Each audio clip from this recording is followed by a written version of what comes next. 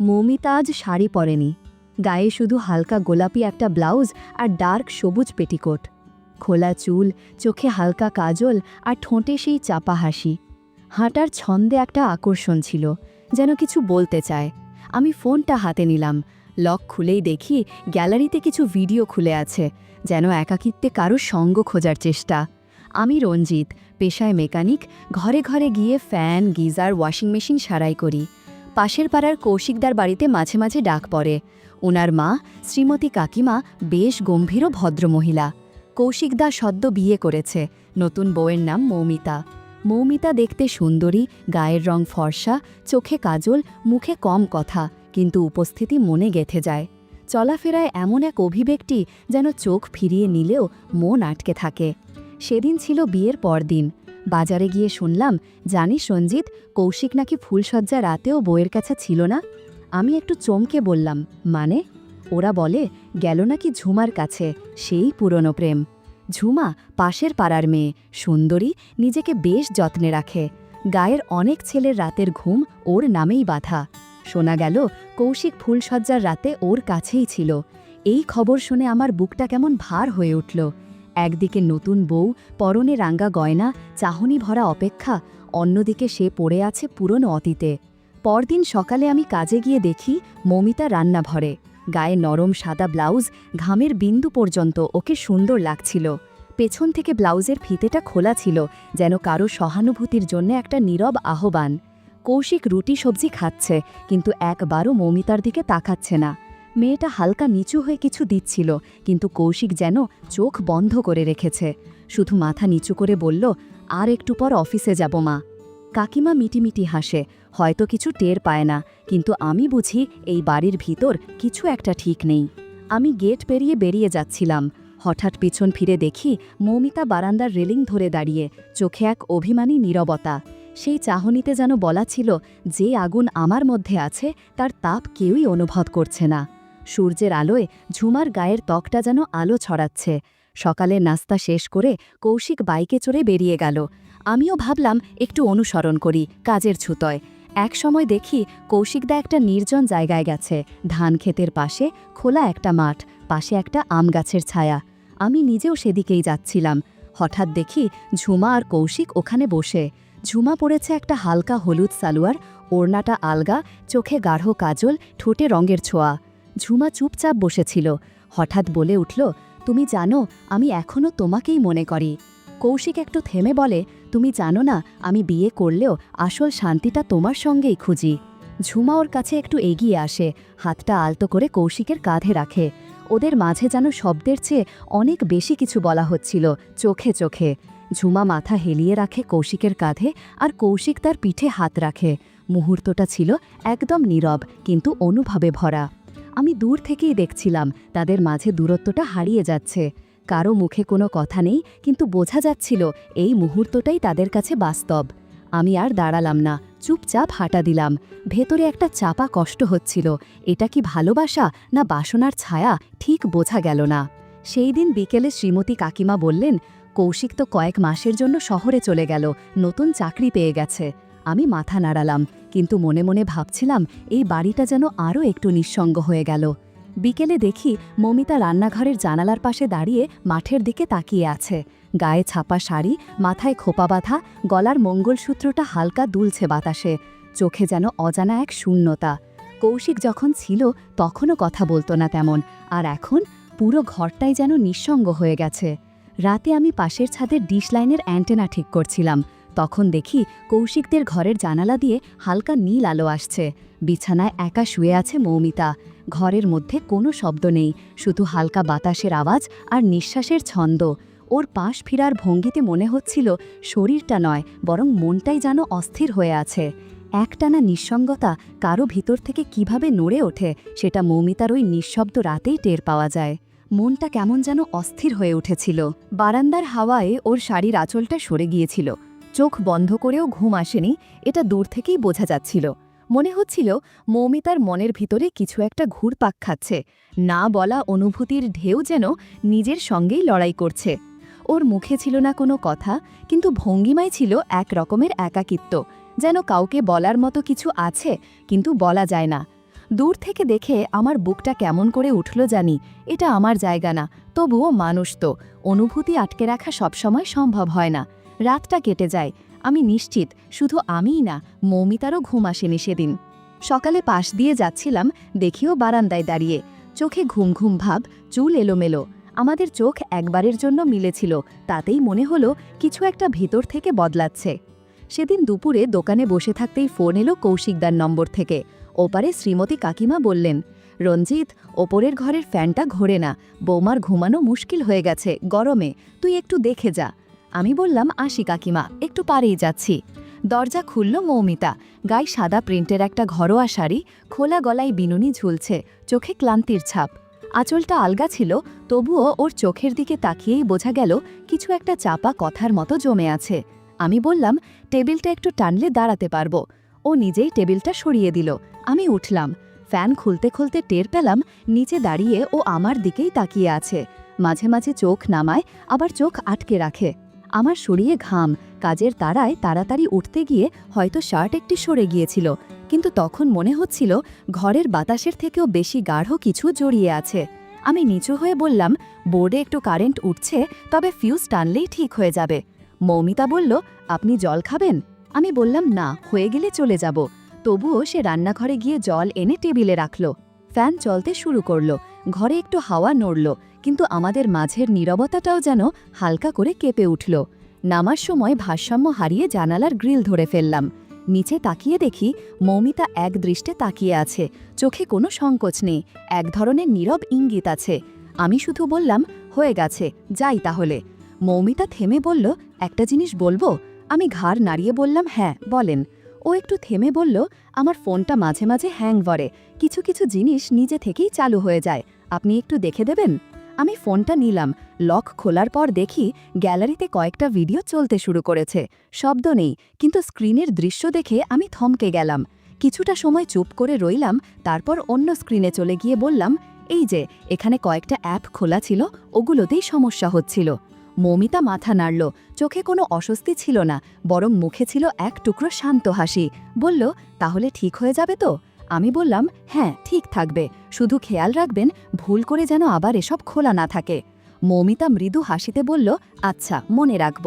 আমি দরজা দিয়ে বেরিয়ে যাচ্ছিলাম, কিন্তু পেছনে যেন কারোর দৃষ্টি টের পাচ্ছিলাম, একটা নীরব উপস্থিতি, যেটা স্পষ্ট ভাষায় কিছু না বললেও একটা গভীর বার্তা দিয়ে যায়। সেদিন মৌমিতা শাড়ি পরেনি, গায়ে ছিল হালকা গোলাপি ব্লাউজ আর সবুজ পেটিকোট, খোলা চুলে হালকা কাজল আর সেই চেনা চাপা হাসি। বলল, এই তো, বাথরুমে জানতো একবার, গিজারটা চলছেই না। আমি ওর পেছনে পেছনে এগোলাম। ওর চলার ভঙ্গিতে আজ একটা আলাদা ছন্দ ছিল, কিছুটা ধীর, কিছুটা যেন ইচ্ছে মতো গভীর। বাথরুমের দরজা খোলা ছিল, আমি ঢুকে গিজারের সুইচটা পরীক্ষা করছিলাম। হঠাৎ শুনি পেছনে নিঃশব্দ একটা উপস্থিতি। আয়নায় চোখ পড়ে, দেখি মৌমিতা দরজার ফ্রেমে দাঁড়িয়ে আছে, এক হাত দেয়ালে, অন্য হাতে চুল সোজা করছে। জামার কাঁধে ঘামের দাগ, গলার কাছে জামার কাপড়টা কিছুটা স্যাঁতস্যাঁতে। ওর চোখে চোখ পড়তেই মৌমিতা হালকা হাসল, বলল, আপনার তো যন্ত্রপাতি ঠিক করার অভ্যাস, এই ধরনের যন্ত্রণা ঠিক করা যায়? আমি বুঝে গেলাম ও চায় আমি কিছু বুঝি। কোনো শব্দ না করে যা বলা হয় সেই ভাষা বোঝার চেষ্টা করছিলাম। আমি ধীরে ধীরে কাজ করতে থাকলাম, ওর দৃষ্টি আমার দিকেই। আমাদের মাঝখানে তখন শুধু কয়েকটা নিঃশব্দ মুহূর্ত, যেগুলো শব্দের চেয়ে অনেক বেশি অর্থ বহন করে। মৌমিতা আয়নার দিকে তাকিয়ে বলল, আপনি যেদিন ফ্যান সারতে এসেছিলেন সেদিন আপনি কিছু দেখেছিলেন, তাই না? আমি বললাম, যেটুকু দেখেছি তা দেখে চুপ থাকা খুব সহজ ছিল না। মৌমিতা মৃদু গলায় বলল, আজ আপনি আবার দেখলেন, এবার কি করবেন? আমরা কেউ এগিয়ে যাইনি, কিন্তু দৃষ্টি বলছিল এই দুপুরটা আর 5টা দিনের মতো থাকবে না। সেই দুপুরে ঘরের দরজাটা আলতো করে বন্ধ হয়েছিল। ভেতরে কোনো শব্দ ছিল না, শুধু নিঃশ্বাসের ছন্দ, চোখের ভাষা আর এমন এক অনুভব যেটা কোনো গিজার নয়, ভেতরের দীর্ঘ শূন্যতাকে উষ্ণ করে তুলেছিল। সেদিন থেকেই মৌমিতার ভেতরে যেন এক নতুন আলো ফিরতে শুরু করল।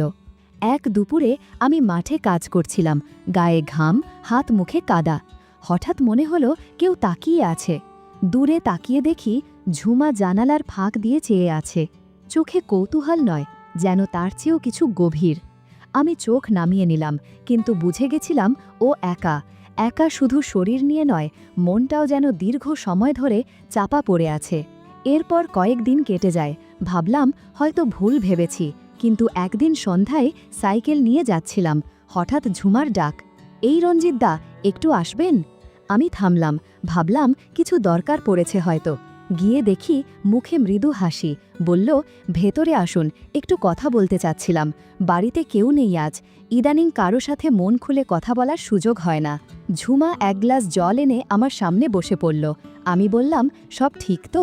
ও হেসে বলল, সবই ঠিক, আবার কিছুই ঠিক না। কৌশিক যেদিন থেকে গেছে মনে হয় আমি নিজেকেই চিনতে পারছি না। একাকিত্ব যে এমন কষ্ট দেয় বুঝিনি আগে। ওর চোখে চোখ রাখতেই বুঝলাম এই কথা শুধু কথাই না, এর ভিতর অনেকটাই জমে থাকা অনুভূতির ব্যথা। বলল, আগে যাদের বাইরের মানুষ ভাবতাম, আজ তাদের চোখে বেশি বিশ্বাস পাই। ওর কথায় একটা অব্যক্ত আহ্বান ছিল, যেটা বোঝার ভান করলেও অস্বীকার করা যায় না। চুপচাপ বসেছিলাম আমরা, চারপাশে শীতল বাতাস, কিন্তু আমাদের মাঝে যেন অদৃশ্য একটা উষ্ণতা জমছিল। কথার ভেতরে ছিল অনেক না বলা শব্দ, ভাঙা অনুভব আর বোঝাপড়ার ইঙ্গিত। ওর হাতটা আমার হাতের খুব কাছাকাছি এসে পড়েছিল। কেউ কিছু বলেনি, কেউ কিছু করেনি, কিন্তু অনেক কিছু বলা হয়ে গেছিল। আমি উঠতেই বলল, রঞ্জিতদা, আবার আসবেন সময় হলে? আমি বললাম, সময়ের অপেক্ষা করব না, সময় করে আসব। একদিকে মৌমিতা, যার চোখে আমি দেখি এক ধরনের চেপে রাখা আকাঙ্ক্ষা, অন্যদিকে ঝুমা, যার ভেতরের নিঃসঙ্গতা আরও গভীর, আরও ব্যক্তিগত। দুজনের ভেতরেই টান, কিন্তু রকমটা আলাদা।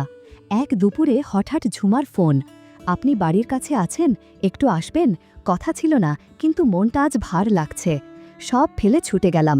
ঝুমা উঠোনে বসেছিল, গায়ে হালকা রঙের ম্যাক্সি, চুল খোলা, চোখে সেই চিরচেনা শূন্যতা।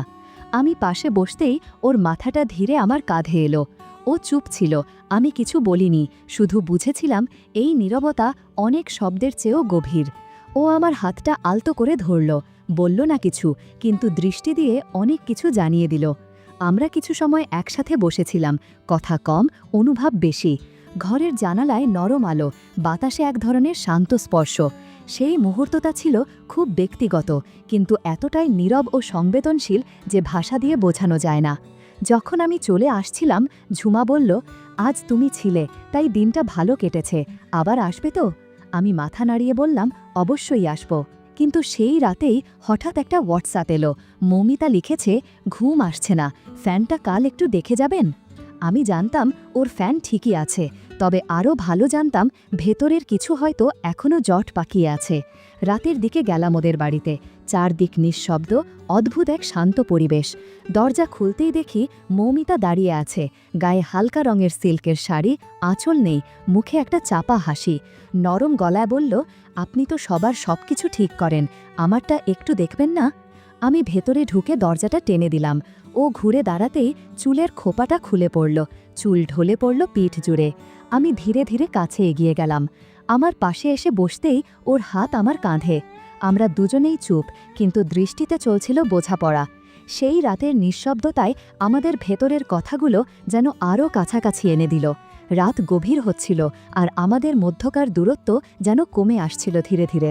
সেই মুহূর্তটা ছিল নিঃশব্দ, কিন্তু গভীর, যেখানে শব্দের চেয়ে বেশি কথা বলছিল চোখ, দৃষ্টি আর সময়। একদিন হঠাৎ শুনলাম কৌশিকদা শহর থেকে ফিরে এসেছে। খবরটা শুনেই মনে একটু অস্থিরতা। ও কার জন্য ছুটে এসেছে? মৌমিতা না ঝুমা?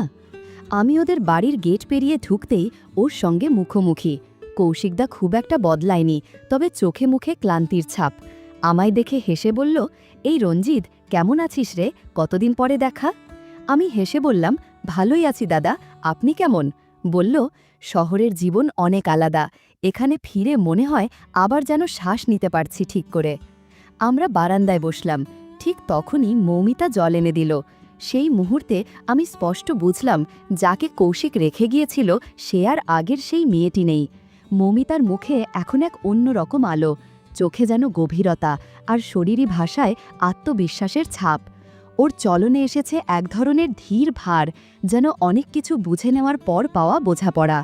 ব্লাউজটা আগের তুলনায় এক সাইজ বড়, খোপাটাও আলগা, সব মিলিয়ে যেন এক অনুচ্চারিত বার্তা লুকিয়ে আছে ভঙ্গিমায়। আমার দিকে তাকিয়ে হালকা হেসে বলল, এই গরমে বেচারার শরীর খারাপ না হয়ে যায়।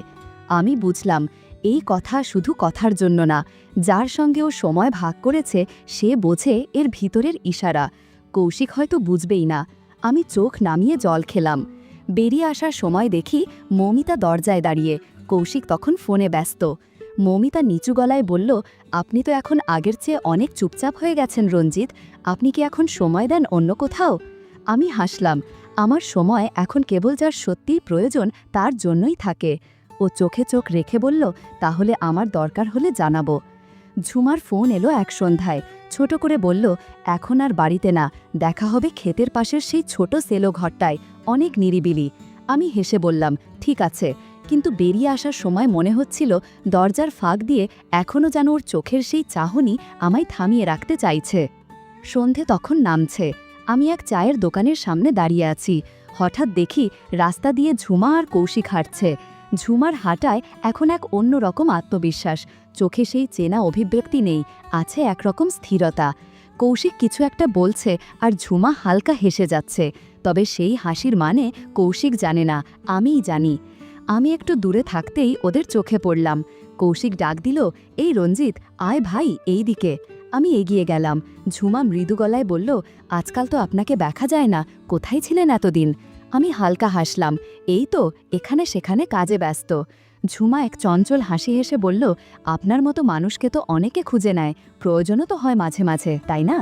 আমি বুঝলাম ও যা বলল তার মানে কেবল যন্ত্র সারানোর বিষয় নয়। কিন্তু কৌশিক কালকের মতো সরলতায় দোকানদারকে বলে, 3টা চা দাও ভাই। আমরা 3জন দাঁড়িয়ে চুপচাপ চা খাচ্ছি। চায়ের কাপের ধোঁয়ার মতো আমাদের মাঝে ভেসে বেড়াচ্ছিল 3টা ভিন্ন সম্পর্ক। 3জন, কিন্তু 3 রকম অনুভব, 3টা না বলা গল্প। আর মাঝখানে আমি নির্বাক, ঘোলাটে আবেগে আটকে, কোনো নির্দিষ্ট ঠিকানাহীন এক বাস্তবতার মাঝে দাঁড়িয়ে।